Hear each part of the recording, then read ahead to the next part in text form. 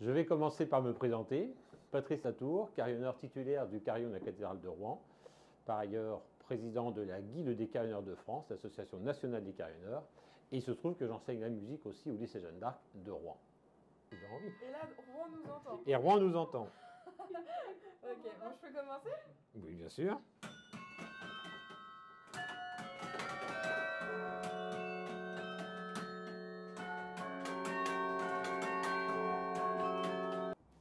Alors, est-ce qu'il y a un métier de carillonneur? Il y a autant de cas que de carillonneurs. S'il y avait un point commun, ça consiste à effectivement jouer régulièrement sur son initiative ou à la demande de l'instrument dont on a la responsabilité, en l'occurrence ici la cathédrale de Rouen. Nous sommes une quarantaine de, c'est difficile à dire, une quarantaine de carillonneurs en France.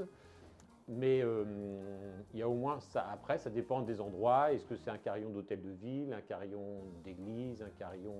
Donc la demande est très différente, le public est très différent. Mais on doit surtout faire entendre, faire connaître, entretenir et surveiller cet instrument. Maintenant, on peut se poser la question, comment est-ce qu'on devient carillonneur, carillonniste, comme on veut. Pour les féministes, évidemment, carillonneureux ou carillonniste, enfin ça c'est un grand débat. Là aussi, il y a autant de réponses que de carillonneurs, mais en ce qui me concerne, c'est ce carillon-là, en fait, qui m'avait interpellé. Je faisais déjà de la musique, et puis il y a un bon nombre d'années, j'étais monté à l'endroit où il était avant, et puis j'ai découvert cet instrument, j'étais assez frappé par l'image de ce clavier derrière sa cabine, et plutôt que de dire il devrait, ben, je lui ai dit bah, autant que je le fasse moi-même. Donc il y avait déjà un titulaire qu'on connaît aussi, Jean-François Clerc, qui était, par son métier, qui était très très sollicité. Donc il le dit lui-même, il ne pouvait pas être là tous les jours, souvent. Et j'ai pris des cours de carillon à l'école française de carillon au conservatoire de Douai. Ça a commencé à Tourcoing et Douai avec Jacques Lannoy. Et j'adhère aussi depuis à la Guilde des carillonneurs de France. Et c'est parti. Maintenant, combien de temps faut-il pour se mettre à un instrument? C'est très variable parce qu'on peut jouer des très belles choses en s'étant exercé pendant un an ou deux. Maintenant, si on a une pratique antérieure, si on veut jouer du répertoire assez compliqué, écrit, on peut dire qu'en 6 ans, mais oui, c'est un chiffre très arbitraire, on peut estimer qu'en 6 ans, on arrive à faire tout ce qui est écrit pour le carillon. Comme tout instrument de musique, nous on peut se poser la question aussi des fausses notes. Déjà, c'est comme les stylos qui font des fautes d'orthographe. Là, on a un clavier qui fait des fausses notes. Donc, ça, c'est pas de ma faute.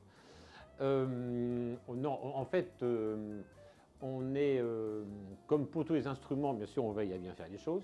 Je sais qu'il y a un réflexe, et il y a parfois, par exemple, quelqu'un qui avait joué avec moi, puis une fois qu'il faisait une fausse note, puis qui a essayé de rattraper, non, c'est parti, on ne peut rien y faire.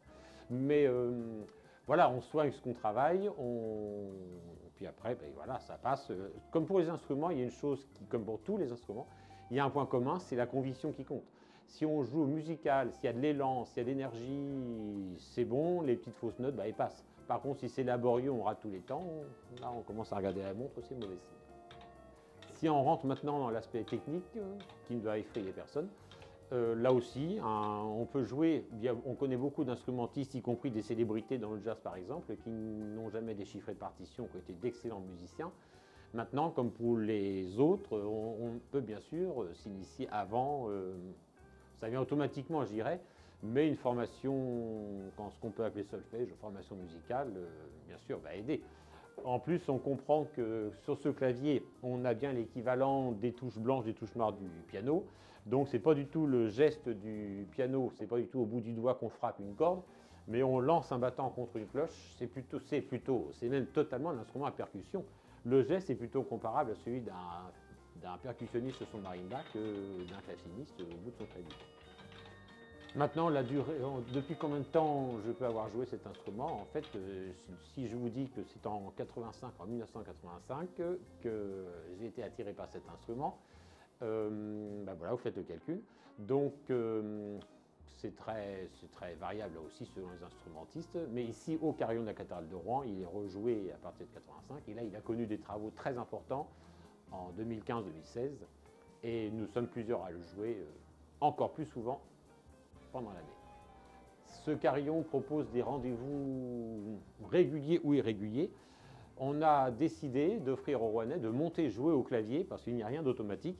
On a décidé de proposer aux Rouennais de jouer au moins une audition tous les samedis de 11h30 à midi, en tout cas avec certitude en dehors des vacances scolaires et quand quelqu'un d'entre nous est disponible pendant les vacances scolaires.